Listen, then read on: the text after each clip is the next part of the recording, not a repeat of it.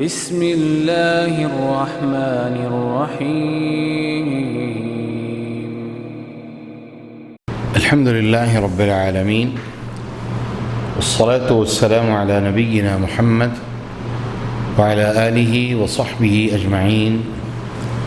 اما بعد باب ما جاء فی المصورین باب ہے تصویر بنانے والے اور بنوانے والوں کی وعید اور ان کا انجام۔ اللہ کی رحمت سے آج ہم کتاب التوحید کا 59 یعنی 59واں باب پڑھ رہے ہیں، اور جیسے جیسے یہ کتاب اپنے اختتام کی طرف پہنچ رہی ہے، ہر درس، ہر چیپٹر، ہر باب ایک سے بڑھ کے ایک ہے، اور اللہ تعالیٰ اس کے لکھنے والے امام محمد بن عبد الوہاب رحمہ اللہ پر کروڑوں رحمت نازل فرمائے، جنہوں نے توحید سمجھانے کا حق ادا کر دیا۔ اور جیسا کہ شروع میں نے عرض کیا تھا، یہ کتاب جب شروع کی تھی کہ توحید ہی اصل میں انبیاء علیہم الصلاۃ والسلام کا مشن تھا، اور انبیاء علیہم الصلاۃ والتسلیمات کی دعوت تھی، اور یہی دعوت قیامت تک کے لیے ایک جماعت کی ذمہ داری اللہ رب العالمین نے عائد فرما دی، جیسا کہ حدیث میں آتا ہے کہ رسول اللہ صلی اللہ علیہ وسلم نے فرمایا: لا تزال طائفة من امتی منصورین علی الحق لا يضرهم من خذلهم، کہ ہمیشہ میری امت میں سے ایک گروہ ایسا ہوگا جن کی اللہ حق پر مدد کرے گا، یعنی وہ حق پہ ہوں گے اور اللہ ان کی مدد کرے گا۔ لا يضرهم من خذلهم، کوئی بھی مخالفت کرنے والا ان کو کوئی نقصان نہیں پہنچا سکے گا، ان سے دشمنی کرنے والا انہیں نقصان نہیں پہنچا سکے گا۔ کب تک؟ حتی اتى الساعة، یہاں تک کہ قیامت آ جائے گی۔ تو الحمدللہ اہل السنہ والجماعہ، اہل الحدیث اس مشن کو لے کے چل رہے ہیں، اور اللہ ہم سب سے اس مشن کو قبول فرمائے، اور ہماری آخری سانسوں تک اللہ ہمیں توحید پر کاربند فرمائے اور توحید کا داعی بنائے۔ تصویر بنانا اور بنوانا یہ دونوں ہی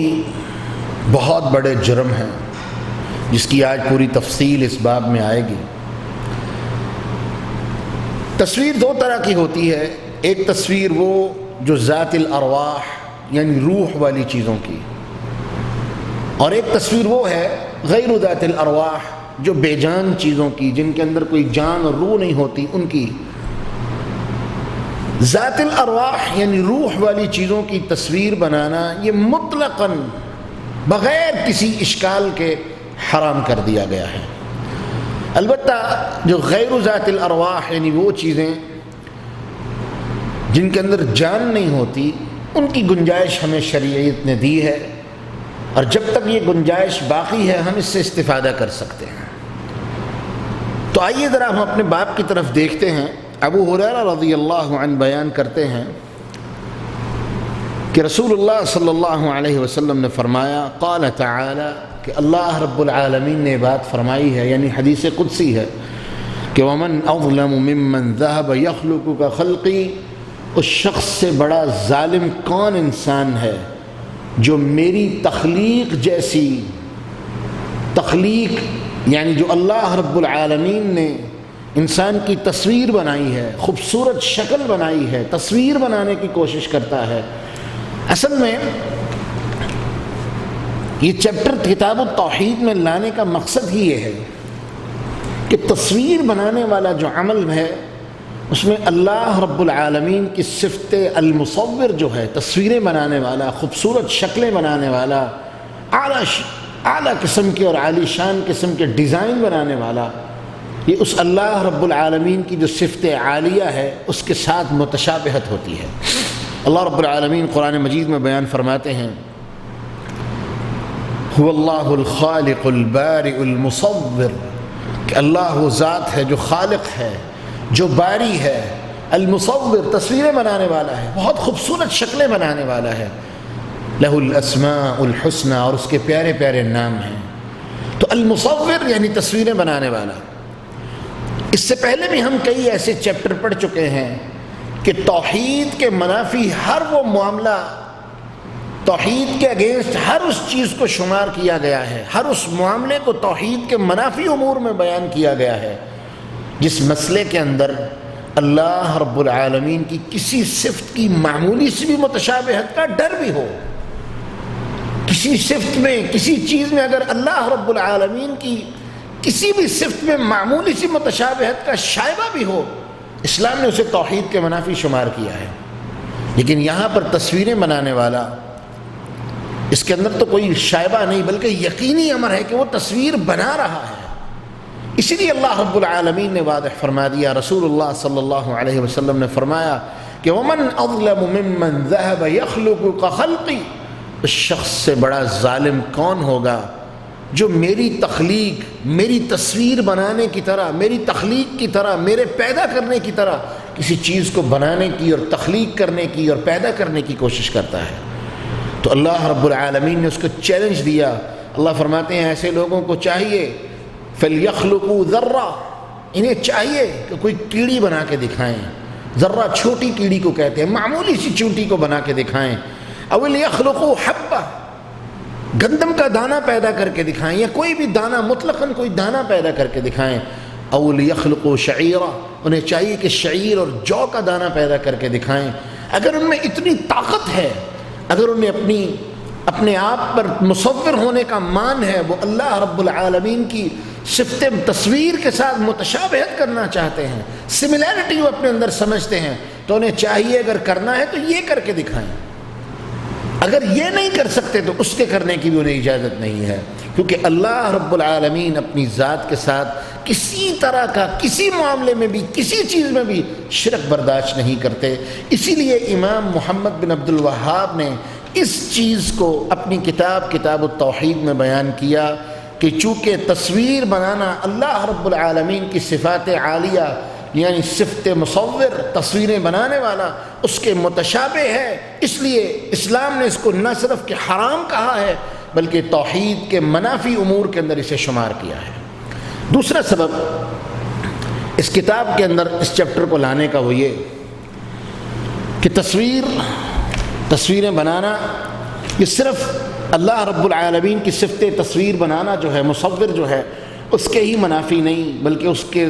مقابلے پہ نہیں آتی، بلکہ اس کے ساتھ ساتھ تصویریں بنانے والا عمل، تصویریں بنانا ایک اس چیز کا ذریعہ ہے کہ لوگ اس سے شرک میں مبتلا ہوتے ہیں۔ جیسے کہ صحیح مسلم کی روایت ہے، سب سے پہلا شرک جو قوم نوح علیہ السلام میں شروع ہوا تھا، اس کا آغاز بھی تصویروں سے ہوا تھا۔ حدیث دیکھیے، رسول اللہ صلی اللہ علیہ وسلم فرماتے ہیں قوم نوح کے جب 5 بڑے نیک لوگ جو تھے، جو صالح لوگ تھے، جن کو وہ اپنا بڑا مانتے تھے، جو ان قوم کے اندر بالاتفاق نیک لوگ شمار ہوتے تھے، جن کے نام بھی قرآن نے بیان کیے ہیں کہ ود، سواع، یغوث، یعوق، نصر، یہ 5 نام تھے۔ جب یہ لوگ فوت ہو گئے، قوم کو بڑا دکھ ہوا، قوم کو بڑا غم ہوا، ان کے فوت ہونے کی بڑی تکلیف ہوئی، تو شیطان ان کے پاس آیا اور شیطان نے انہیں آ کے کیا کہا کہ تم ایک کام کرو کہ تم جہاں جہاں یہ لوگ بیٹھتے تھے ان جگہوں پر ان کی یادگار کے طور پر ان کی تصویریں بنا دو، ان کی تصویریں بنا دو۔ یہاں ایک لمحے کے لیے رکیے، کچھ لوگ اس کا جواب دیتے ہیں کہ جی وہ تصویریں بت تھے۔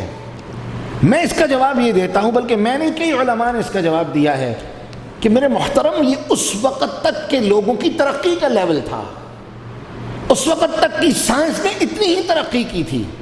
یہ سائنس کی ترقی کا ایک لیول تھا کہ ان لوگوں نے بت کو تصویر کی ایک جو شکل ان کو سمجھ آ سکتی تھی، بت کی شکل میں انہوں نے وہ بنائی۔ وقت کے ساتھ ساتھ ترقی ہوئی تو یہ کیمرے آ گئے، تصویریں بنانے کے آلات آ گئے۔ یاد رہے، ہاتھ سے تصویر بنانے والا جس کو ہم اپنی زبان میں بت کہتے ہیں، اور کیمرے کے ساتھ تصویر بنانے والا، ان دونوں میں کوئی فرق نہیں، کیونکہ ان کی نیت ایک ہے۔ ان کی نیت کے اندر وہی سوچ اور برابری موجود ہے. کوئی یادگار کے طور پہ بناتا ہے، کوئی عبادت کے طور پہ بناتا ہے، کوئی بت پرستی کے طور پہ بناتا ہے. ابھی میں حدیث کو مکمل کرتا ہوں تو بات آگے لے کے چلتے ہیں. تو قوم نوح علیہ السلام نے شیطان کی اس بات کو قبول کر لیا. اب یہاں پر دو نقطے یاد رکھیے. کسی چیز کے اندر بھی نیکی کے میدان میں انسان غلو کا شکار ہوتا ہے تو غلو بنیاد ہے تباہی کی. غلو اصل میں محبت کے اندر سے نکلا ہے. غلو کی اصل بنیاد وہ محبت ہے، لیکن اسلام نے محبت کے ضابطے مقرر کر دیے ہیں کہ یہ محبت کا لیول ہے، نہ اس سے کم کرو گے نہ اس سے زیادہ کرو گے. کم کرو گے تو قبول ہو سکتی ہے، وہ تمہارے ایمان کی کمزوری تصور کر لی جائے گی، لیکن زیادتی کرو گے تو وہ زیادتی تمہیں تباہی کی طرف لے کے جائے گی. اسی طرح سے جو بدعات اور خرافات ہیں ان کی بنیاد بھی دو چیزوں میں سے ایک چیز پر ہوتی ہے، یا تو غلو پر ہوتی ہے، یا انسان اپنے اندر یہ سوچ پیدا کرتا ہے کہ میں بہت زیادہ عمل کرنے والا ہوں، بہتری ہو سکتی ہے، میں اور عمل کر سکتا ہوں. یہ اور کا جو لالچ اور طمع ہے یہ انسان کو تباہی کی طرف لے جاتا ہے. جبکہ اللہ رب العالمین نے ہمارے لیے رسول اللہ صلی اللہ علیہ وسلم کی ذات کی شکل میں ایک ایسا رہبر و رہنما عطا فرمایا جس نے زندگی میں ہر شعبے میں اور بے پناہ عبادت کر کے ہمیں دکھا دی. کسی کو اگر کرنی ہی ہے تو اسوہ محمدی سامنے رکھ کے عبادت کرے، یہ اس کے لیے کامیابی کی ضمانت ہے. جیسے ہی وہ اسوہ محمدی سے آگے نکلے گا تو وہ یاد رہے وہ کامیاب نہیں ہوگا بلکہ ذلیل اور رسوا ہوگا، کیونکہ اسوہ محمدی ہی ایک ایسا اسوہ ہے جس کے اندر اللہ رب العالمین نے لوگوں کے لیے کامیابی کی ضمانت رکھی ہے.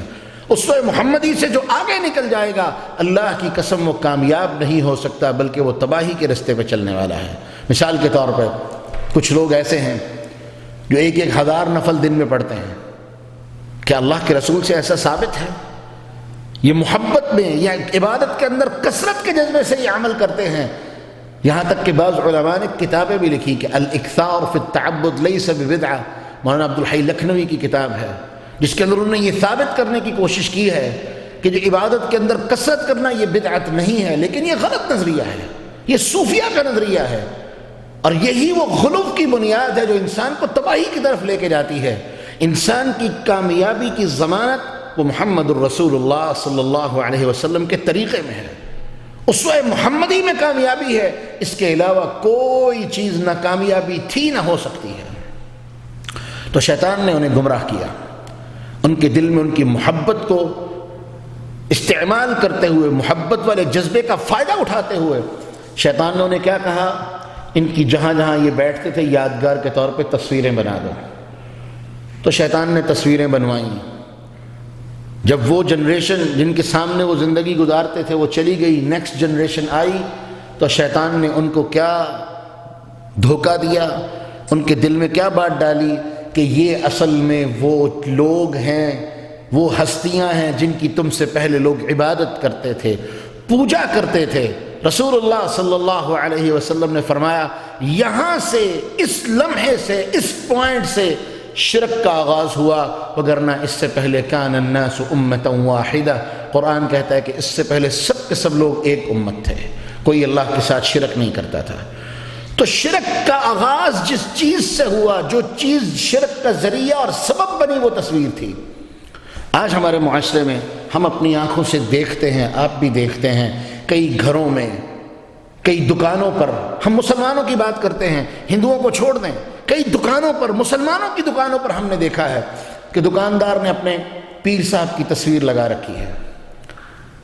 وہ بت تو نہیں ہے، وہ تصویر ہے، لیکن اس تصویر کا مقصد وہی ہے جو قوم نوح علیہ السلام کے ہاں تھا. اگر کوئی یہ کہے کہ یہاں پر اگر پیر صاحب کو کوئی بت بنا کے رکھے تو غلط ہے، تصویر کی اجازت موجود ہے، یہ اس کی غلط فہمی ہے.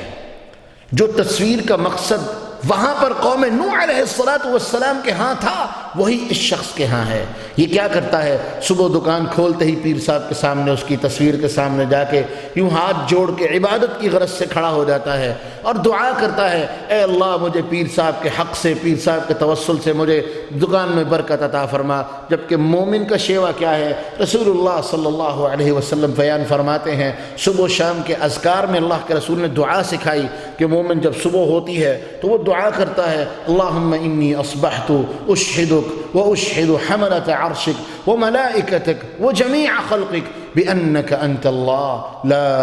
إله إلا أنت وحدك لا شريك لك وأن محمدا عبدك ورسولك۔ وہ اللہ سے سوال کرتا ہے، التجا کرتا ہے کہ اللہ میں تجھ کو اپنا رب مانتا ہوں، پوری مخلوق کو گواہ بنا کے تجھے اپنا رب مانتا ہوں، اللہ مجھے برکتیں عطا فرما، میرے رزق میں برکت عطا فرما، میرے دن میں برکتیں عطا فرما۔ یہ مشرک جو ہے یہ کیا کرتا ہے؟ وہ بابے کی تصویر کے سامنے جا کے کھڑا ہو جاتا ہے۔ اور کچھ لوگوں نے تو یہ نہ کیا، بابوں کو چھوڑ دیا کہ بابوں کو ہم نہیں مانتے، اپنے باپ کی تصویر لگا لی، اپنی ماں کی تصویر لگا لی اور اس کے سامنے جا کے کھڑے ہو کے دعائیں کر رہا ہے، اے اللہ میری ماں کے توسل سے، میرے باپ کے توسل سے اور وسیلے سے مجھے آج برکتیں عطا فرما۔ انا للہ و انا الیہ راجعون۔ اسی لیے رسول اللہ صلی اللہ علیہ وسلم نے تصویر کو حرام قرار دے دیا ہے، کیونکہ جہاں تصویر اللہ رب العالمین کی صفت المصور کے ساتھ متشابہت رکھتی ہے، تصویر بنانا اور بنوانا، وہیں پر تصویر یہ شرک کا ایک ذریعہ ہے، شرک کے اسباب میں سے اور شرک کی چیزوں میں سے ایک چیز ہے جس کی وجہ سے انسان شرک میں مبتلا ہوتا ہے۔ اسی لیے اللہ رب العالمین نے ہمیں تصویروں سے منع فرما دیا۔ آئیے قرآن مجید کی ایک آیت دیکھتے ہیں، سورۃ سجدہ آیت نمبر 7 سے 9 تک، 21واں پارہ، اللہ رب العالمین بیان فرماتے ہیں، الذی احسن کل شیء خلق وبدأ خلق الانسان من طین۔ اللہ رب العالمین کی ذات وہ ذات ہے، احسن کل شیء خلق، جس نے ہر چیز کو بہترین پیدا فرمایا، نہایت خوبصورت پیدا فرمایا، وبدأ خلق الانسان من طین، اور انسان کی تخلیق کا آغاز، انسان کو بنانے کا آغاز اللہ رب العالمین نے مٹی سے فرمایا، ثم جعل نسلہ من سلالۃ من ماء مہین، اور پھر اللہ رب العالمین نے اس کی نسل کا سلسلہ ایک بے وقت اور انتہائی فضول اور گھٹیا قسم کے پانی سے، اللہ رب العالمین نے اس پانی کو نچوڑتے ہوئے ایک جسم سے دوسرے جسم میں اللہ رب العالمین نے اس کا سلسلہ شروع فرمایا، اور پھر فرمایا ثم سواہ ونفخ فیہ من روحہ، پھر اللہ رب العالمین نے اس کو بہترین فرما کے، اس کے پورے سٹرکچر کو، اس کی باڈی کو پورا فرما کے، اللہ اکبر، ثم نفخ فیہ من روحی، پھر اس کے اندر اپنی روح میں سے پھونکا، وجعل لکم السمع، پھر اس نے کان بنائے، والابصار، آنکھیں بنائی، والافئدہ، اور دل بنا دیا، پھر فرمایا قلیلا ما تشکرون، لیکن بہت تھوڑے ہیں جو اللہ رب العالمین کے شکر ادا کرنے کا اور اس کی بندگی کا حق ادا کرنے والے ہیں۔ اب ذرا دیکھیے کہ ایک تصویر بنانے والا وہ ان تمام چیزوں کا خیال نہیں رکھتا، چاہے وہ بت بنانے والا ہو یا چاہے کیمرے کے ساتھ تصویر بنانے والا ہو، کہ جناب آپ کے جسم کا ایک ایک حصہ جب تک ظاہر نہ ہو جائے، جب تک پوز بہترین نہ ہو جائے، جب تک جسم کا ایک ایک اعضاء، آنکھیں، ہونٹ، چہرہ، کان وغیرہ، یہ ساری چیزیں جب تک بہترین طرح سے کیمرے کی آنکھ میں بند نہ ہو جائیں، تصویر بنانے والے کو اور بنوانے والے کو تسلی نہیں ہوتی۔ اور یہ اصل میں کیا ہے؟ یہی اللہ رب العالمین نے انسان کے بنانے اور تخلیق کا پروسیجر بیان فرمایا، یہی کام مصور کرنے والا ہے، تو یہ ظالم کیوں نہ ہو؟ اسی لیے اللہ رب العالمین نے فرما دیا، ومن اظلم، اس شخص سے بڑا ظالم کون ہے؟ ذهب یخلق کا خلقی، جو میری تخلیق کی طرح میرے پیدا کرنے کی طرح کسی چیز کو تخلیق میں لانے کی کوشش کر رہا ہے۔ تو اللہ فرماتے ہیں اگر تم نے کرنا ہی ہے تو کوئی کام کرو، چیونٹی بناؤ، پھر فرمایا کرنا ہے گندم کا دانہ بناؤ یا کوئی بھی دانہ بنا کے دکھاؤ، کرنا ہے تو شعیر، جو کا دانہ بنا کے دکھاؤ، تاکہ میں تمہاری قدرت کو مانوں کہ تمہارے اندر یہ طاقت ہے۔ اور ایک شاعر نے بڑی خوبصورت بات کہی ہے، قرآن کی ایک آیت کا ترجمہ کرتے ہوئے انہوں نے کہا ہے، اللہ رب العالمین قرآن میں بیان فرماتے ہیں، سورہ حج کے آخر پہ اللہ بیان فرماتے ہیں کہ مکھی اگر کسی کے کھانے میں سے ایک ذرہ لے کے چلی جائے، تمہارے اندر اتنی طاقت نہیں کہ تم ذرہ اس سے واپس لے لو، تو اللہ رب اسی آیت کا ایک ترجمہ کرتے ہوئے شاعر بڑے خوبصورت میں انداز میں کہتا ہے کہ تم لوگوں سے تو مکھی کا ایک پر بھی نہیں بنایا جا سکتا، مکھی بنانا تو دور کی بات، ایک پر بھی بنایا نہ جا سکا، ایک پر بھی بنایا نہ جا سکا، تم ایک پر بنانے کے قابل بھی نہیں ہو، تمہارے اندر اتنی استطاعت بھی نہیں کہ تم ایک پر بھی بنا سکو، مکھی یا چیونٹی بنانا تو بڑی دور کی بات ہے، تو تم کس طرح اللہ رب العالمین کی صفت تصویر میں، اس کی صفت مصور کے اندر تم اللہ رب العالمین کے ساتھ مقابلہ بازی کرنا چاہتے ہو۔ اگلی حدیث کو دیکھیں، رسول اللہ صلی اللہ علیہ وسلم نے فرمایا، بخاری اور مسلم نے اماں جی عائشہ رضی اللہ عنہا کی روایت ہے، ان رسول اللہ صلی اللہ علیہ وسلم قال، رسول اللہ صلی اللہ علیہ وسلم نے فرمایا، اشد الناس عذابا یوم القیامہ، قیامت کے دن سب سے سخت ترین عذاب جس شخص کو ہوگا، جن لوگوں کو ہوگا، الذین یضائعون بخلق اللہ، جو وہ لوگ ہوں گے جو اللہ رب العالمین کی صفت تخلیق میں اس کی متشابہت کرنے والے ہوں گے۔ تو تصویریں بنانے والا یہ مت سمجھے کہ میں صرف تصویر بنا رہا ہوں، میرا کوئی کام نہیں، تم سب سے بڑے مجرم ہو، اور اتنا ہی بڑا وہ مجرم ہے جو تصویریں بنوانے والا ہے۔ اور ہمارے معاشرے میں تو اللہ کی پناہ، یہ بات میں ضرور کرنا چاہوں گا، لاکھوں روپے خرچ کر کے فوٹو شوٹ کروائے جاتے ہیں، لاکھوں روپے خرچ کر کے ہم اپنی ماں بہن بیٹیوں کو برہنہ کسی غیر کے سامنے، اس کی آنکھوں کے سامنے کیمرے کے اندر ان کی تصویروں کو بند کرواتے ہیں۔ اس سے بڑا ظلم کیا ہوگا؟ اور کس لیے کرواتے ہیں؟ یادگار کے طور پہ، لیکن ہم یہ بھول جاتے ہیں کہ یہ یادگیری اللہ کے ہاں ہمیں تباہ و برباد کرنے والی ہے، یہ یادگیری ہماری قبر کو بھر دینے والی ہے، اور یہ یادگیری اتنی خطرناک ہے کہ اللہ اکبر، یضائعون بخلق اللہ، یہ اللہ کی صفت تخلیق کے ساتھ متشابہت کرنے کی کوشش ہے، اور اس کے بدلے میں ہمیں کیا ملے گا؟ اشد الناس عذابا عند اللہ یوم القیامہ، اللہ قیامت کے دن سب سے سخت عذاب ان لوگوں کو دے گا جو اللہ کی صفت متشابہت کے ساتھ صفت تخلیق کے ساتھ متشابہت کرنے والے ہیں۔ اللہ تعالی ہمیں اس لعنت سے محفوظ فرمائے۔ اور یہی وجہ ہے کہ ہماری شادیوں میں برکت نہیں ہے، کہ جہاں پر اللہ کا حکم ہے حق مہر کی شکل میں، وہاں ہم 500 روپے اور 1000 روپے لکھواتے ہیں، اور یقین کیجئے مجھے میرے ایک بڑے قریبی بندے نے بتایا، لاکھ روپیہ صرف فوٹو سیشن کے لیے فوٹوگرافروں کو پے کیا جاتا ہے کہ شادی کی یادگار اور شادی کی تصویریں بنا لی جائیں، جہاں پر اللہ کی رحمت کو دور کرنے کے اسباب ہوں۔ وہ جگہ جہاں سے ہم اللہ کی رحمت کو دور کر رہے ہیں، ان جگہوں پر، ان گھروں پر، ان رشتوں پر اللہ کی رحمت کیسے آئے گی؟ اللہ تعالی ہمیں اس چیز سے محفوظ فرمائے۔ اگلی روایت کو دیکھیں، اگلی روایت کے نفس ہیں، رسول اللہ صلی اللہ علیہ وسلم نے فرمایا، اشد الناس یوم القیامت عذابا المصورون، قیامت کا دن سب سے سخت عذاب پوری لوگوں میں سے اگر اللہ رب العالمین کسی کو سخت ترین عذاب دے گا تو وہ کون ہوں گے؟ المصورون، وہ تصویریں بنانے والے ہوں گے۔ اللہ اکبر۔ اگلی روایت کو دیکھیں، وَلَهُمَا عَنِ ابْنِ عباس، بخاری اور مسلم کے اندر عبداللہ ابن عباس رضی اللہ عنہ کی روایت ہے۔ یہ پہلی روایت جو اماں عائشہ رضی اللہ عنہ کی آتی ہے، اس کے اندر یہ بھی ذکر آتا ہے کہ ایک دن رسول اللہ صلی اللہ علیہ وسلم گھر آئے تو اماں عائشہ رضی اللہ عنہ کا کوئی پردہ تھا، اس کے اوپر تصویریں تھیں، تو رسول اللہ صلی اللہ علیہ وسلم نے سخت ناراضگی کا اظہار فرمایا، اور آقا علیہ الصلوۃ والسلام نے جو اس کے اوپر تصویریں بنی ہوئی تھیں ان پردے کو فوراً اتارنے کا حکم دے دیا، اور اللہ کے رسول صلی اللہ علیہ وسلم نے فرمایا، ایسی جگہ جہاں پر تصویریں ہوں وہاں اللہ کی رحمت کے فرشتے نہیں آتے، اس کو فوراً اتار دو۔ تو اماں عائشہ رضی اللہ عنہا فرماتی ہیں، میں نے اس پردے کو اتار کے اس کے تکیے اور اس طرح کی چیزیں بنا دی۔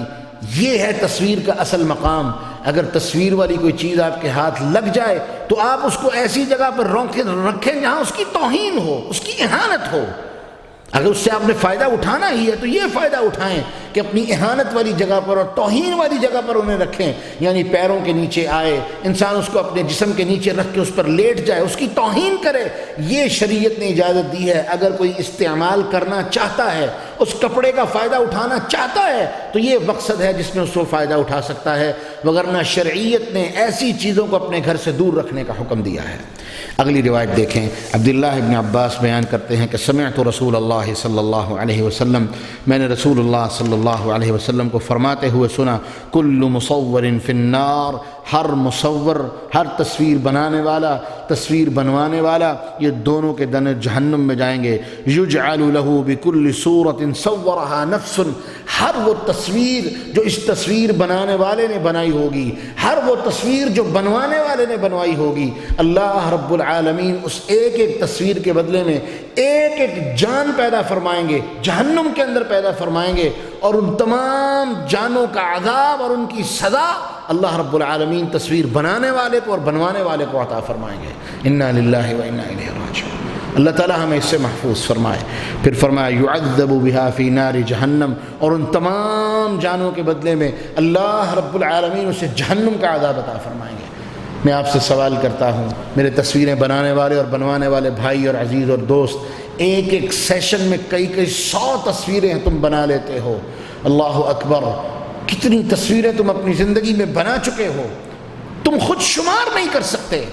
اور کل قیامت کے دن جب اللہ جہنم میں پھینک کے ان تمام تصویروں کے بدلے میں ایک ایک جان پیدا کرے گا، تو یہ بات ذہن میں رکھو کہ اللہ کو گنتی میں بھی غلطی نہیں لگتی، ایک ایک چیز اس کے ہاں شمار شدہ ہے، کسی چیز میں اس کو غلطی نہیں لگتی۔ وہ تمام کی تمام تصویریں، ان تمام کی تمام تصویروں کے بدلے میں ایک ایک جان مکمل عدد کے مطابق اللہ رب العالمین پیدا فرمائے گا، اور تمہیں جہنم میں ان کے بدلے میں عذاب دے گا۔ اپنے آپ کو اس عمل سے دور کر لو، اپنے آپ کو بچا لو، کہیں ایسا نہ ہو کہ لا علمی میں تم وہ کام کرتے رہو، بلکہ لا علمی تو ہے نہیں، ہر انسان جانتا ہے یہ غلط ہے، ہر انسان جانتا ہے یہ غلط چیز ہے۔ اور کوئی اگر سمجھتا ہے کہ میرا معاش اور روزگار اس سے جڑا ہوا ہے، تو میرے بھائی ایک بات یاد رکھو کہ معاش اور روزگار تمہارا اختیار ہے کہ تم حرام سے اپنا معاش حاصل کرنا چاہتے ہو یا حلال سے کرنا چاہتے ہو۔ رسول اللہ صلی اللہ علیہ وسلم فرماتے ہیں، جبریل میرے پاس آئے اور مجھے آ کے اس بات کی خوشخبری دے دی کہ اے محمد صلی اللہ علیہ وسلم، الا ان العبد لن تموت حتی تستکمل رزقها، آپ جان لیں کہ کوئی جان اس وقت تک نہیں مرے گی جب تک وہ اپنا رزق مکمل نہ کر لے گی۔ فاتقوا اللہ واجملوا فی الطلب، اللہ نے اس کا رزق مقرر کر دیا ہے، ہاں اللہ سے ڈریے، واجملوا فی الطلب، اور جو اللہ نے آپ کے نصیب میں رکھا ہے اس کے لیے اللہ سے التجا کیا کریں کہ اللہ حلال سے یہ عطا فرما جو تو نے میرے مقدر میں اور نصیب میں لکھ دیا ہے، جو تو نے میرے نصیب میں لکھا ہے وہ مجھے مل کر رہے گا، لیکن اللہ میں تجھ سے سوال کرتا ہوں مجھے حلال سے عطا فرما، حرام سے محفوظ فرما۔ اللہ اکبر۔ یہاں پر ایک روایت آتی ہے عبداللہ ابن عباس رضی اللہ عنہ کی، صحیح البخاری کے اندر ہی، کہ ایک بندہ عبداللہ ابن عباس رضی اللہ عنہ کے پاس آیا، صحیح مسلم کے اندر، کہ اس نے آ کے کہا کہ میں تصویریں وغیرہ بناتا ہوں، تو آپ مجھے اللہ کے رسول صلی اللہ علیہ وسلم کی کوئی حدیث سنائیں۔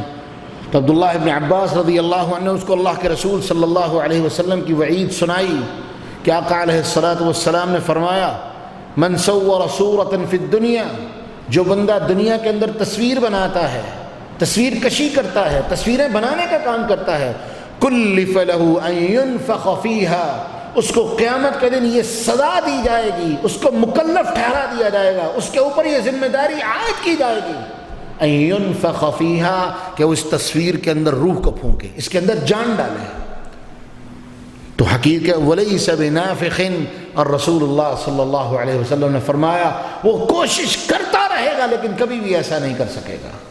تو عبداللہ ابن عباس نے اس کو نصیحت کی تھی، اگر تم نے تصویریں بنانی ہی ہیں فَإِن كُنْتَ فَاعِلًا فَاصْنَعِ الشَّجَرَةَ وَمَا لَا فِيهِ الرُّوحِ، اگر تم نے تصویریں بنانی ہی ہیں تو ایسی چیزوں کی بناؤ، درختوں کی بنا لو، پھولوں کی بنا لو، وَمَا لَا فِيهِ الرُّوحِ، ان چیزوں کی تصویریں بنا لو جن میں روح نہیں ہوتی، جو بے جان ہیں ان کی بنا لو، شریعت تمہیں اس کی اجازت دے رہی ہے۔ لیکن اگر جاندار تصویر کی چیز بناؤ گے تو 3 باتیں سامنے رکھو، اللہ سب سے سخت ترین عذاب دے گا، نمبر 2 اللہ رب العالمین بدترین عذاب سے اس بندے کو دوچار کرے گا، اور نمبر 3 اللہ رب العالمین سب سے پہلے اسے یہ عذاب دے گا کہ اس تصویر کو جو جاندار کی تو نے بنائی ہے اس کے اندر روح ڈالو، جان ڈالو، وَلَيْسَ بِنَافِخٍ، اور وہ جان نہیں ڈال سکے گا۔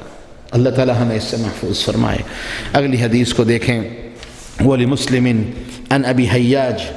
یہاں ایک اور چیز یاد رکھ لیں، پیچھے بھی میں نے بیان کی، جبریل نے رسول اللہ صلی اللہ علیہ وسلم کے پاس آنے کا وعدہ کیا تھا، صحیح البخاری کی روایت ہے، لیکن جبریل نہ آئے۔ اللہ کے رسول صلی اللہ علیہ وسلم کو پتہ چلا کہ آپ کے بستر کے نیچے کتے کا ایک چھوٹا سا بچہ تھا، تو اللہ کے رسول نے اس کو باہر پھینکوایا اور جگہ کو دھلوا دیا، صاف کروا دیا۔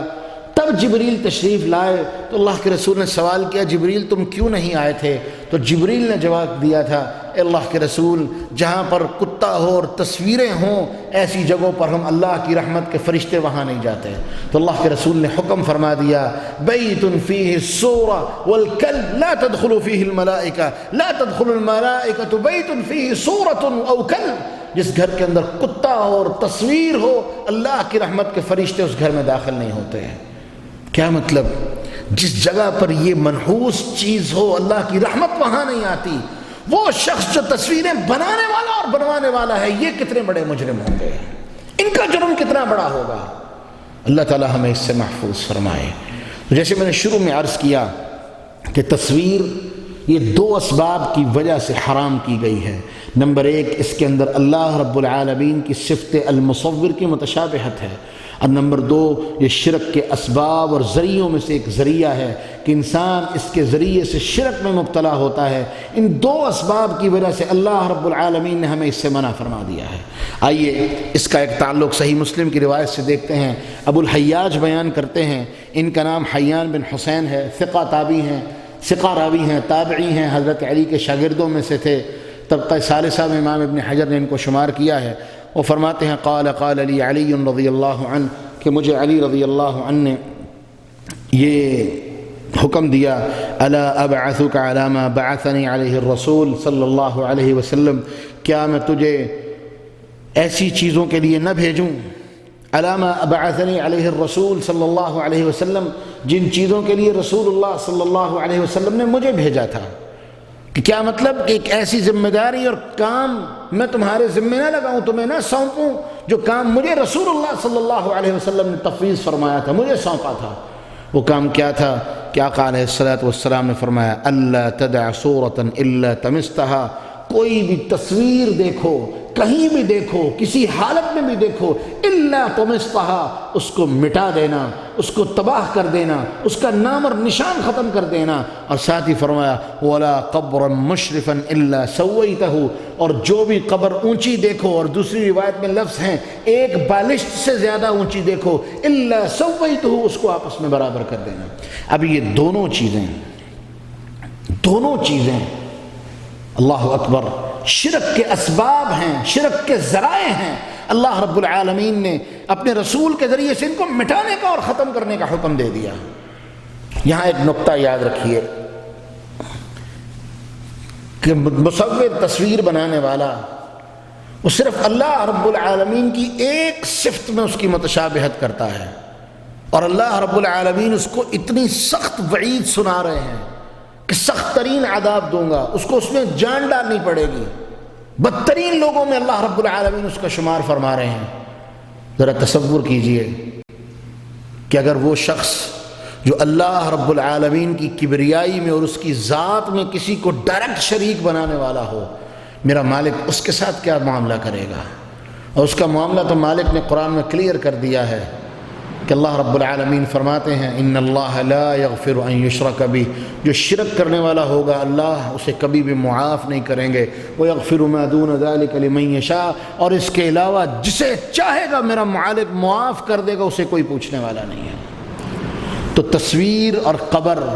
ان دونوں کے اندر سملیرٹی ہے، متشابہت ہے، کہ یہ بھی شرک کا ذریعہ اور سبب ہے، یہ بھی شرک کا ذریعہ اور سبب ہے۔ اسی لیے رسول اللہ صلی اللہ علیہ وسلم نے علی رضی اللہ عنہ کو حکم دیا کہ جاؤ، جو تصویر بھی دیکھو اس کو مٹا دینا، اور جو قبر بھی اونچی دیکھو جو شرک کا ذریعہ اور سبب ہو اسے برابر کر دینا۔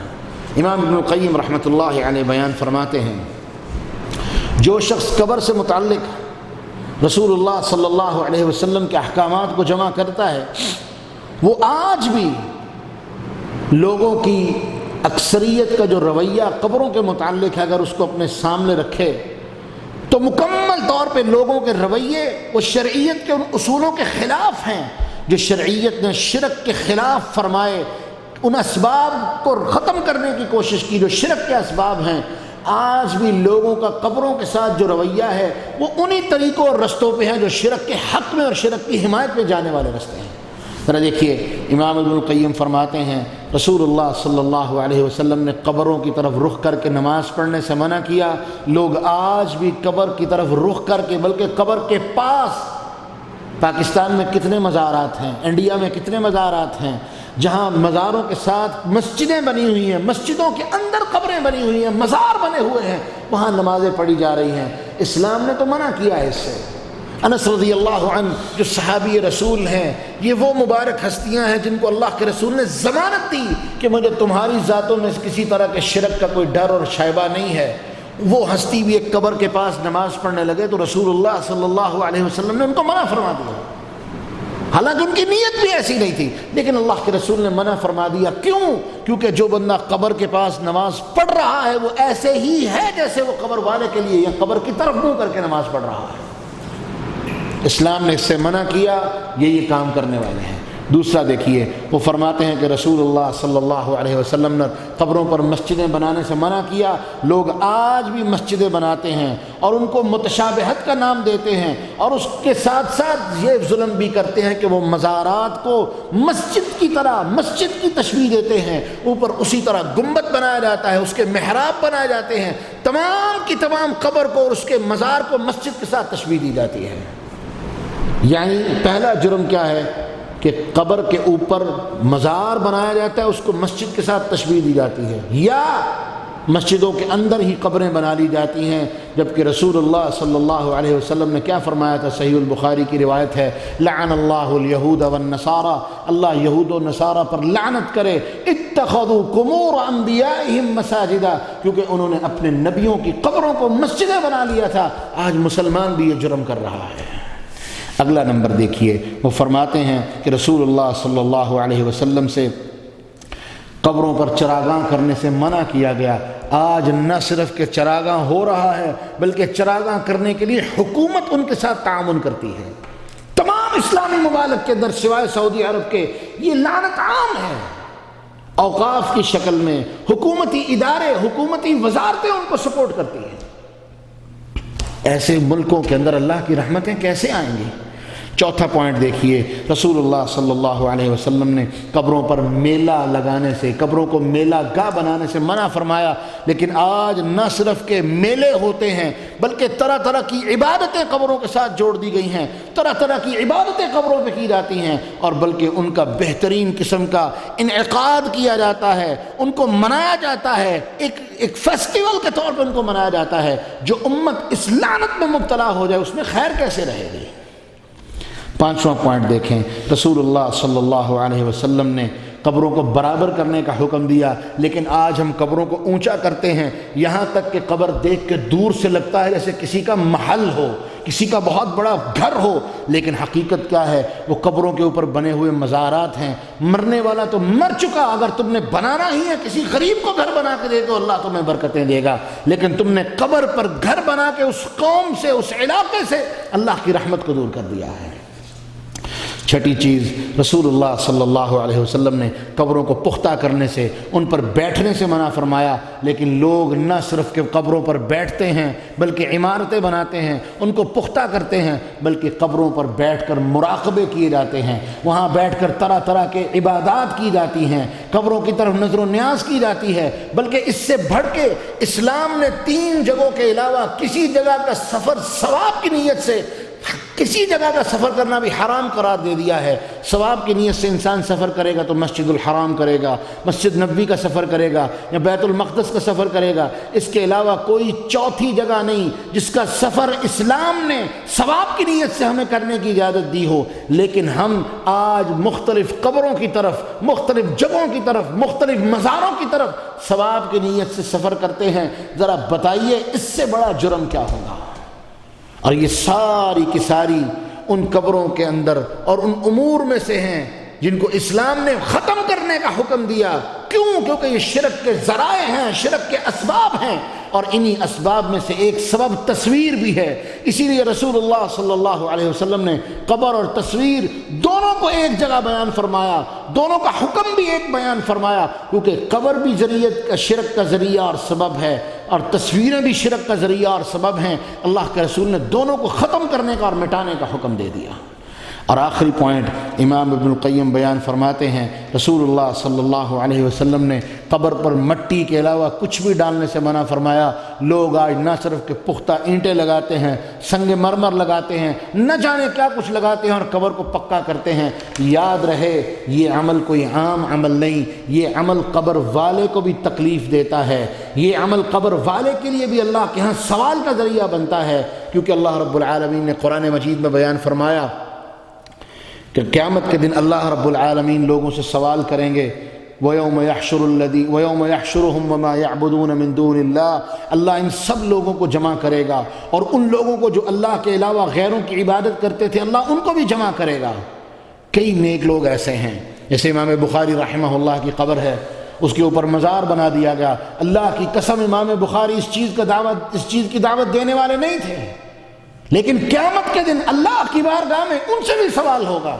وَيَوْمَ يَحْشُرُهُمْ وَمَا يَعْبُدُونَ مِن دُونِ اللَّهِ، اللہ کہتے ہیں کہ ہم ان سب کو بھی جمع کریں گے جن کی تم عبادت کرتے تھے اور جو تم عبادت کرنے والے ہو تمہیں بھی جمع کیا جائے گا، اور اللہ پھر سوال کریں گے فَيَقُولُ أَأَنْتُمْ أَضْلَلْتُمْ عِبَادِي هَؤُلَاءِ، کیا تم نے میرے ان بندوں کو گمراہ کیا رد کیا تھا، ام ہم ضلوا السبیل، یا خود یہ گمراہ ہوئے تھے؟ تو وہ جواب دیں گے قالوا سبحانك ما كان ينبغي لنا ان نتخذ من دونك اولیاء، اے اللہ تو پاک ہے، تیری ذات ہر طرح کے شریک سے پاک ہے، اللہ ہم کیسے کسی کو کوئی دعوت دے سکتے تھے کہ تیرے علاوہ کسی کو کوئی اپنا ولی اور دوست بنا لے، تیرے علاوہ کسی کو کوئی اور تیری ذات کے علاوہ کسی کو اپنا خالق اور مالک اور داتا مان لے، اللہ تیری ذات کے ساتھ کوئی بھی شریک نہیں کر سکتا، ہم کیسے ان لوگوں کو دعوت دے سکتے تھے؟ وَلَكِن مَتَّعْتَهُمْ وَآبَاءَهُمْ حَتَّى نَسُوا الذِّكْرَ، لیکن ان کو اور ان کے آباء و اجداد کو انہوں نے یہ لعنتیں اپنی اولادوں میں منتقل کی، یہ لعنت ان کے آباء و اجداد سے چلتی آئی اور ان کی اولادوں تک چلتی آئی، حتیٰ نسوا الذکر، یہاں تک کہ وہ تیری نصیحت کو، تیرے ذکر کو، تیری یاد کو، تیرے احکامات کو بھی بلا بیٹھے۔ وَكَانُوا قَوْمًا بُورًا، اور یہ لوگ انتہائی ظالم اور ظلم کرنے والے اور ہلاک اور تباہ و برباد ہو جانے والے لوگ ہیں۔ کیا پتہ چلا کہ قیامت کے دن یہ قبریں، جن کی قبریں بنائی جاتی ہیں، اللہ رب العالمین ان سے بھی سوال کرے گا۔ عیسیٰ علیہ السلام اللہ کے نبی ہیں، ان سے بھی قیامت کے دن سوال ہوگا، أَأَنْتَ قُلْتَ لِلنَّاسِ اتَّخِذُونِي وَأُمِّيَ إِلَٰهَيْنِ مِن دُونِ اللَّهِ،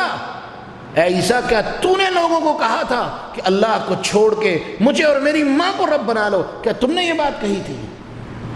تو عیسیٰ علیہ السلام کیا کہیں گے؟ قال سبحانک ما یکون لی ان اقول ما لیس لی الا بحق، اے اللہ تو پاک ہے، تیری ذات کے ساتھ کوئی شریک نہیں ٹھہر سکتا، کوئی تیری ذات کے ساتھ شریک نہیں ٹھہرا سکتا۔ ما لیس لی الا بحق، میری ذات کے لیے وہی بات تھی جو حق اور سچ تھی، اللہ میں نے وہی بات کہی ہے، میں نے کسی کو یہ دعوت نہیں دی۔ تو میرے محترم، یہ قبریں بنانا اور اس کے ساتھ ساتھ یہ تصویریں بنانا، یہ دونوں چیزیں شرک کے اسباب میں سے ہیں، شرک کے ذرائع میں سے ہیں۔ اللہ رب العالمین نے اپنے رسول کے ذریعے سے ان دونوں کا ایک ہی حکم بیان کیا ہے کہ تصویریں مٹا دو،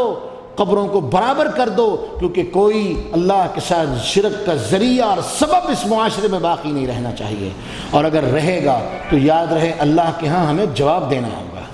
تو امام محمد بن عبد الوہاب بیان فرماتے ہیں فیہ مسائل، اس چیپٹر میں کچھ مسائل ہم نے ڈسکس کیے ہیں۔ نمبر 1 التغلیظ الشدید فی المصورین، کہ تصویریں بنانے والوں کے بارے میں، تصویریں بنوانے والوں کے بارے میں سخت ترین وعید آئی ہے، سخت ترین الفاظ حدیث میں وارد ہوئے ہیں۔ نمبر 2 الثانی التنبیہ علی العلہ، اس کا سبب بھی بیان کیا گیا ہے، کیوں ایسا کیا گیا ہے، کیوں منع کیا گیا ہے۔ ہوا ترک الادب مع اللہ، کیونکہ یہ چیزیں اللہ رب العالمین کی ذات کا اکرام، ادب، اس کی عظمت ہمارے دلوں سے ختم کر دیتی ہیں۔ اور ساتھ ومن اظلم ممن ذهب يخلق كخلقی، حدیث میں آیا کہ یہ ظلم ہے، کیونکہ اللہ رب العالمین نے کہا ہے کہ جو یہ کام کرنے والا ہے وہ ظلم کرنے والا ہے۔ تیسری چیز دیکھیے التنبیہ علی قدرتہم وعجزہم، اللہ رب العالمین نے ہمیں یہ بتایا ہے کہ انسان اپنی ذات کے اندر انتہائی کمزور اور عاجز ہے، کیونکہ اللہ نے چیلنج کیا ہے اگر تم نے پیدا کرنا ہی ہے تو ایک چیونٹی بناؤ، دانہ بناؤ، جو کا دانہ بنا کے دکھا دو، ایسا تم نہیں کر سکتے تو یہ کام چھوڑ دو، کیونکہ یہ صرف میری ذات اور میری شان کے لائق ہے اور کوئی یہ کام نہیں کر سکتا۔ چوتھی چیز التصریح بانہم اشد الناس عذابا، اس بات کی صراحت آئی ہے کہ یہ لوگ سب سے سخت عذاب والے ہوں گے۔ نمبر 5 ان اللہ یخلق بعدد کل صورت نفسا یعذب بها المصورون فی جہنم، کہ اللہ رب العالمین ایک ایک تصویر جو مصور نے بنائی ہوگی اور بنوانے والے نے بنوائی ہوگی، ان کے بدلے میں اللہ ایک ایک جان پیدا کرے گا، اور ہر جان کا عذاب اللہ رب العالمین ان مصورین کو، تصویریں بنانے والوں کو، بنوانے والوں کو اللہ جہنم میں دے گا۔ اور چھٹی چیز انہ یکلف ان ینفخ فیہا الروح، اللہ ان کو یہ سزا بھی دے گا، یہ ذمہ داری دے گا کہ تم ان کے اندر جان پھونکو، ان کے اندر روح ڈالو، اور وہ کبھی بھی ایسا نہیں کر سکیں گے۔ اور ساتویں اور آخری چیز الامر بطمسها اذا وجدت بطمسها اذا وجدت، ہمیں حکم دیا گیا ہے جہاں تصویر دیکھیں اسے مٹا دیں، جہاں تصویر دیکھیں اسے ضائع کر دیں، جہاں تصویر دیکھیں اس کا نام و نشان ختم کر دیں، کیونکہ یہ اللہ کے ساتھ شرک کے ذرائع اور اسباب میں سے ہے۔ اور یہاں پر آخری بات میں بیان کر کے بات کو ختم کر دوں کہ میرے محترم، آج کل کے زمانے میں اگر کوئی بندہ تصویریں بنواتا ہے دعوتی نقطہ نگاہ سے، تو وہ صرف ویڈیو بنوا سکتا ہے، کہ وہ ویڈیو بنوائے تاکہ یہ لوگوں کے اندر نشر ہو اور لوگ اس سے دینی رہنمائی لے سکیں۔ لیکن محض ویڈیو بنوانا جیسے بعض علماء آج کل کر رہے ہیں، اللہ تعالیٰ ہم سب کو ہدایت عطا فرمائے، کہ وہ سٹیج پر بیٹھ کر مسخریاں کرتے ہیں، مذاق اور ٹھٹھا کرتے ہیں، لوگوں کو ہنسانے کے کام کر رہے ہیں، اور پھر اپنی ویڈیوز بنا کے وہ یوٹیوب اور ٹک ٹاک اور اس طرح کے چینلز پر دے کر لوگوں کی کیا کہنے کہ لوگوں کے اندر مسخرہ پن پیدا کر رہے ہیں، لوگوں کو ہنسا رہے ہیں، انٹرٹینمنٹ فراہم کر رہے ہیں۔ یہ لوگ بھی ان لوگوں میں شامل ہیں جو تصویر کا بے مقصد استعمال کرنے والے اور صرف اپنی شہرت کی خاطر تصویریں اور ویڈیوز بنوانے والے ہیں، یہ بھی اس حکم میں شامل ہیں۔